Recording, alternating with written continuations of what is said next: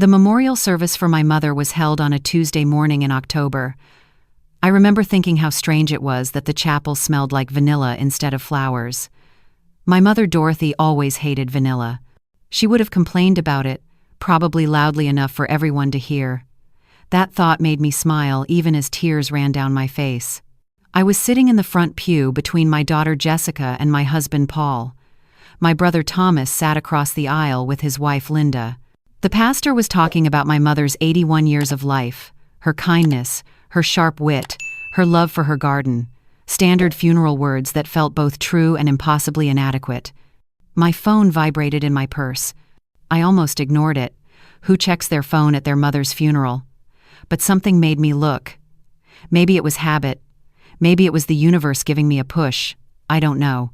The message was from my mother's number. My hands started shaking so badly, I almost dropped the phone. I stared at the screen, reading the words over and over, trying to make sense of something that couldn't possibly make sense. Rebecca, check my medication records at Sunset Gardens. The night nurse. I'm so sorry I couldn't tell you sooner. Don't trust Thomas with anything. Please. I love you. I must have made a sound because Paul leaned over and whispered, "You okay?" I showed him the phone. His face went pale. Jessica saw it too. She grabbed my arm. "Mom, what?" "I don't know," I whispered back. My heart was pounding so hard I could feel it in my throat. Around us, people were singing a hymn. My brother Thomas was standing now, his face appropriately solemn as he held the hymnal. My mother had died 3 days ago. I had been there when the doctor at Sunset Gardens Care Facility pronounced her dead. Heart failure, they said. Not unexpected for a woman her age with her history. Quick and peaceful, they assured me. So how was I getting a text from her now? After the service, I locked myself in the bathroom at the funeral home and read the message again. And again. My hands wouldn't stop shaking. There had to be an explanation. Someone had her phone. Someone was playing a cruel joke. But who would do that, and why mention the night nurse? Why warn me about Thomas? Thomas was my older brother by 2 years. We'd never been particularly close, but we weren't enemies either. He ran an insurance agency in Columbus. Linda taught elementary school. They had 2 grown kids, both doing well. Normal, boring, middle-class American life. Why would my mother warn me about him? I tried calling her number. It went straight to voicemail. Her voice on the recording made me start crying all over again. Paul found me there 20 minutes later. "Everyone's asking about you," he said gently. "The cemetery." "I can't do this right now," I said. "Paul, something's wrong. This message." "I know." He put his arms around me. "We'll figure it out, but right now we have to get through today. For your mom." The burial was a blur. I stood at the graveside and watched them lower my mother into the ground, and all I could think about was that message. Check my medication records, the night nurse. Don't trust Thomas. That evening, back at my mother's house in Dayton, family and friends filled every room. Thomas had organized everything with his usual efficiency. Food, drinks, photo displays. He gave a touching speech about our mother, about how much she meant to all of us, about how we needed to celebrate her life rather than mourn her death. I watched him from across the room and tried to see something sinister in his face, but he just looked sad and tired. A man who'd lost his mother. Linda came over and hugged me. "How are you holding up?" "I'm managing," I said. It wasn't a lie, exactly. I was managing not to scream. "Your mother was such a wonderful woman. We're going to miss her so much." Linda's eyes were red from crying. She'd always gotten along well with my mother. They both loved gardening, spent hours talking about roses and hydrangeas. "Linda," I said carefully, "when did you last see her? At Sunset Gardens?" "Oh, let me think. Thursday evening, I think. Thomas and I stopped by after work. She seemed good, tired but good. She showed me pictures of her tomatoes from the summer." Linda smiled. She was so proud of those tomatoes. Thursday evening. My mother had died Friday morning at 4 a.m., less than 12 hours after Thomas and Linda's visit. "Did she seem worried about anything?" I asked. Linda looked confused. "Worried? No, not at all." "Why?" "Just wondering." I smiled and excused myself. I found my daughter Jessica in the kitchen. She was loading the dishwasher with her usual methodical precision. 28 years old, a nurse at Miami Valley Hospital, my sensible, practical girl. "Mom," she said quietly, "have you figured out that message yet?" "No, but I'm going to." I pulled out my phone and showed her again. She sent this. Somehow she sent this. Before she died, maybe? Like a scheduled message? Jessica nodded slowly. She was already thinking it through, the way nurses think through problems. That would make sense. You can schedule texts to send later. If she knew something was wrong, if she suspected something. "Why wouldn't she just tell me?" I said. My voice cracked. "Why wait? Why make it a message after she was already gone?" "Maybe she couldn't tell you. Maybe someone was watching." Jessica grabbed my hand. "Mom, if Grandma was worried enough to send that message, we need to take it seriously." The next morning, I drove to Sunset Gardens. It was a nice facility, as these places go. My mother had moved there 2 years ago when her heart condition worsened and she could no longer live alone. She'd had a pleasant room with a view of the courtyard, good food, attentive staff. I'd visited twice a week. I'd thought she was happy there. The administrator, Mr. Peterson, greeted me with practiced sympathy. "Mrs. Harrison, I'm so sorry for your loss. Your mother was a wonderful resident." "Thank you," I said. "I need to see her medical records. The medication logs specifically." His smile faltered slightly. "Of course. Though I should mention we've already provided copies to your brother. He requested them yesterday." That stopped me cold. Thomas asked for the records? Yes. He said he needed them for insurance purposes. He's in insurance, isn't he? He is. I forced my voice to stay steady, but I'd like my own copies if you don't mind. Absolutely. Let me get those for you. I waited in his office, studying the cheerful motivational posters on the walls. A rainbow over the words "Every day is a gift," a sunset with "Find joy in the journey." My mother would have rolled her eyes at all of it. Mr. Peterson returned with a thick folder. "Here you are. If you have any questions, please don't hesitate to ask." I took the folder home and spread everything across my dining room table. Paul brought me coffee and reading glasses. Jessica came over after her shift at the hospital. "Okay," Jessica said, pulling up a chair. "Let's see what Grandma wanted us to find." We went through the medication logs page by page.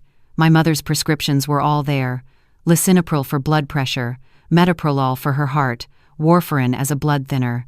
Standard medications for a woman with her conditions, all properly documented. But then Jessica found it. "Mom, look at this."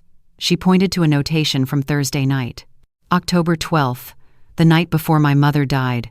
The log showed that the night nurse, someone named Angela Morrison, had administered my mother's regular medications at 9 p.m., but there was another entry at 11:30 p.m. Additional dose of metoprolol, 100 milligrams. "That's weird," Jessica said. "Why would she get another dose?"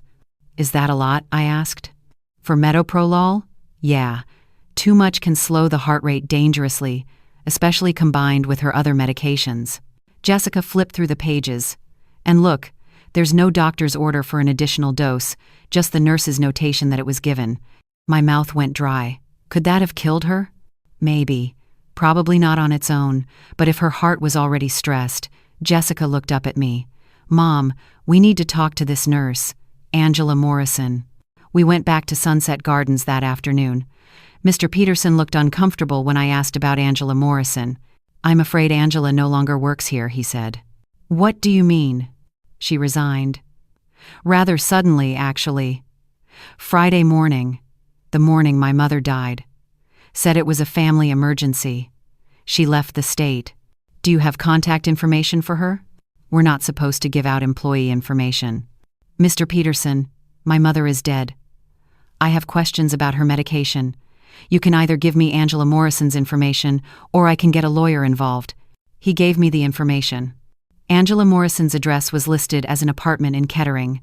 When I called the number on file, it was disconnected. I drove to the apartment anyway. The landlord told me Angela had broken her lease 3 days ago, paid the penalty in cash, and moved out in the middle of the night. Didn't even take most of her stuff, the landlord said. Just grabbed some bags and left. Seemed real nervous, kept looking over her shoulder. I stood in the empty apartment and felt the walls closing in. My mother had tried to warn me. Don't trust Thomas. The night nurse. Check the medication records. That evening, I called my old friend Patricia.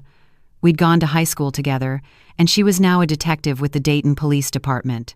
"Patty," I said, "I need your help. I think someone killed my mother." There was a long pause. "Rebecca, your mother was 81. She had heart problems." "I know. But please, just listen." I told her everything. The message, the medication logs, the nurse who disappeared. Another long pause. "This is thin, Becca. You know that. But I'll ask around, see if anyone's willing to take a look." 2 days later, Patty called me back. "I talked to a friend in the prosecutor's office. They're interested. Not enough for charges yet, but enough to open an investigation. They want to talk to you." The assistant prosecutor was a young woman named Sarah Kim. She listened to my story with the kind of intense focus that made me feel both hopeful and terrified. "Here's what we know," she said when I finished. "Your mother sent that text using a scheduling app. She set it up to send 3 days after the date she composed it. That was Monday evening, October 9th. She died Friday morning, October 13th. So she knew," I whispered. "She knew something was going to happen." "It appears so. We've subpoenaed the full records from Sunset Gardens. And we've issued a warrant for Angela Morrison. Her real name is Angela Chen. She has a prior conviction for prescription drug fraud in Kentucky." "Oh my God. Mrs. Harrison, I need to ask you something, and I need you to be honest. Do you have any reason to believe your brother was involved in your mother's death?" I wanted to say no. I wanted to defend Thomas, but I thought about that message. Don't trust Thomas with anything. "I don't know," I said finally. "I don't want to believe it. But my mother warned me about him. She must have had a reason." Sarah Kim nodded. "Your mother's estate. Can you tell me about that?" "She had about $400,000 in savings and investments. The house is worth maybe $250,000. She told me years ago that she was splitting everything 50-50 between Thomas and me." "And recently? Any changes?" "Not that I know of." "Why?" "We pulled your mother's phone records. 3 weeks ago, she called her attorney 6 times in one day. She had an appointment scheduled for Monday, October 16th. That would have been 4 days after she died." My heart sank.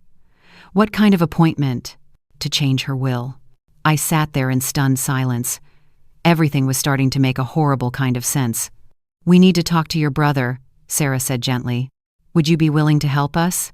That's how I found myself wearing a wire to my brother's house the following Tuesday. Patty and Sarah were parked down the street in an unmarked car. I was supposed to just talk to Thomas, ask casual questions about Mom's care at Sunset Gardens, see if he said anything incriminating. Linda answered the door. "Rebecca! What a nice surprise. Come in, come in." Thomas was in the living room, watching a baseball game. He looked up and smiled. "Hey, sis. How are you holding up?" "Not great," I admitted. "That part was true. I've been going through Mom's things. It's harder than I thought." "I know. Want some coffee?" We sat at his kitchen table, the same table where we'd eaten countless holiday meals when the kids were younger. Linda made coffee and brought out cookies. Everything felt surreally normal. "Thomas," I said carefully, "did Mom seem okay to you in those last few weeks?" "Yeah, I think so. Same as always. Complaining about the food at Sunset Gardens, bragging about her tomatoes." He smiled. "Why?" "I don't know. I just keep wondering if we missed something. If there were signs she wasn't well. She was 81 with a bad heart, Becca. There wasn't anything to miss." I took a breath. "Did you know she had an appointment with her lawyer scheduled?" Thomas went very still. "What?" "Next Monday, October 16th. She was going to change her will." The color drained from his face. "How did you know that?" "I talked to her attorney." "Thomas, what was she changing?" He stood up abruptly.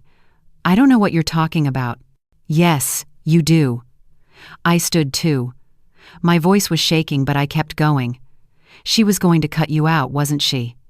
That's why she made that appointment. She found out something." "What did she find out, Thomas?" "You need to leave." His face was red now. "This is insane." Linda was standing in the doorway, her hand over her mouth. "Thomas, what is she talking about?" "Nothing. She's talking about nothing." He pointed at the door. "Get out, Rebecca." "Mom sent me a message," I said, "after she died. She told me to check her medication records. She told me not to trust you. What did you do?" "That's impossible. She couldn't have. She scheduled it. Before she died. She knew, Thomas. She knew what was going to happen to her." For a long moment, nobody moved. Then Thomas sank back into his chair and put his face in his hands. "It wasn't supposed to be like this," he whispered. Linda made a small, choked sound. "Thomas, no. Please tell me you didn't." "I didn't have a choice." He looked up, and there were tears on his face. "I was drowning, Linda. The business is bankrupt. I owe money to people you don't walk away from. They were going to kill me. I just needed time.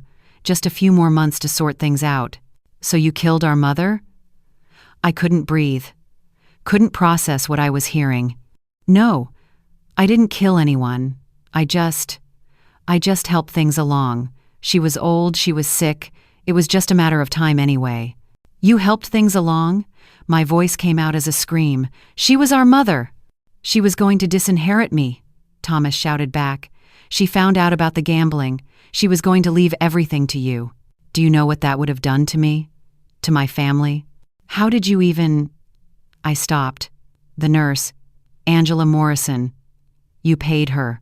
He didn't answer, but he didn't need to. It was all over his face. "How much?" I asked quietly. $50,000. Half up front, half after." He laughed bitterly. "Ironic, right? I didn't even have the money yet. I had to borrow it to pay her. But once Mom died, once I got the inheritance, you were going to pay off a hitman with our mother's money." "She wasn't a hitman. She just gave Mom an extra dose of medication. That's all. No pain. Mom didn't suffer." "Get out," Linda said. Her voice was cold and hard. "Get out of my house, Thomas." "Linda, please. Out." Thomas looked at me one last time. "You're wearing a wire, aren't you? That's why you came here. You set me up." I didn't answer. I didn't need to. He stood and walked to the door. "For what it's worth, I'm sorry. I never wanted any of this." "Neither did Mom," I said. "But she tried to protect me anyway, even after she was gone." Patty and Sarah came in 10 minutes later. They arrested Thomas in his driveway. He didn't resist. He looked 10 years older than he had an hour ago. Linda was sitting at the kitchen table, crying. "I didn't know," she kept saying. "I swear to God I didn't know." I believed her. The investigation later confirmed she wasn't involved.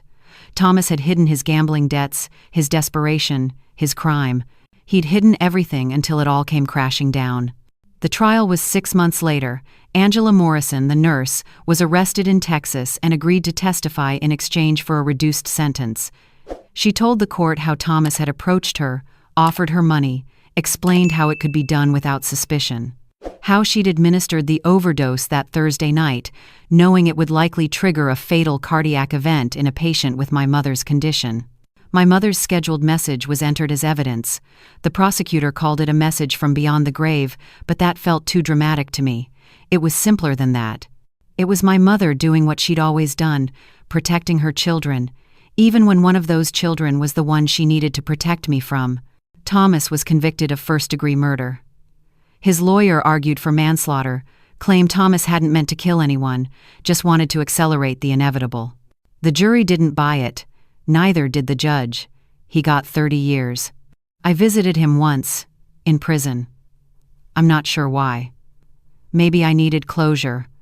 Maybe I hoped he'd give me some explanation that would make sense of everything. "I think about her every day," he told me through the glass partition. "I see her face. I hear her voice. I can't escape it." "Good," I said. I didn't feel sorry for him. Maybe I would someday, but not yet.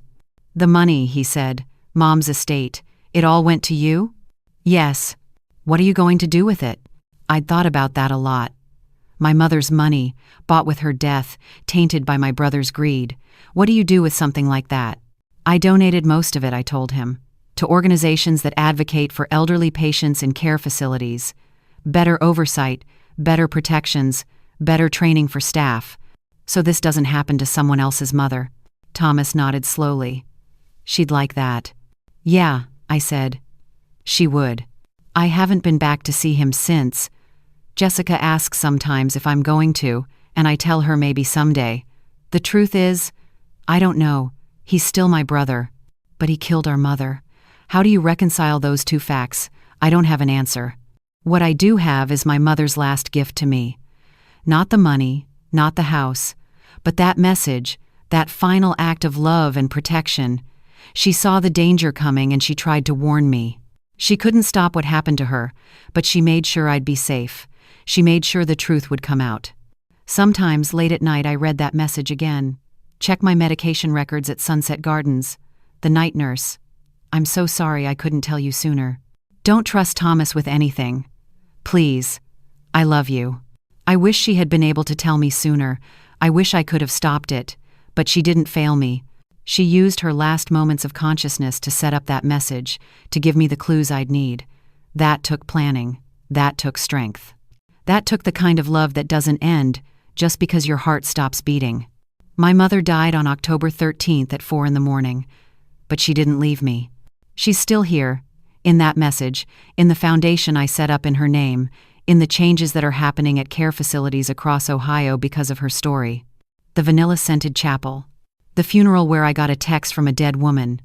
The investigation that followed, all of it led me here, to a place where I can look at my mother's picture and smile instead of cry. Where I can remember her not as a victim, but as a fighter.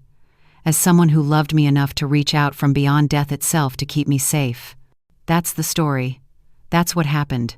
And every time I tell it, every time someone hears about the message my mother sent me from beyond the grave, they ask the same question. Were you scared? The answer is yes. I was terrified. But I was also grateful, because my mother's last act wasn't dying. It was making sure I'd be okay after she was gone. It was making sure justice would be served.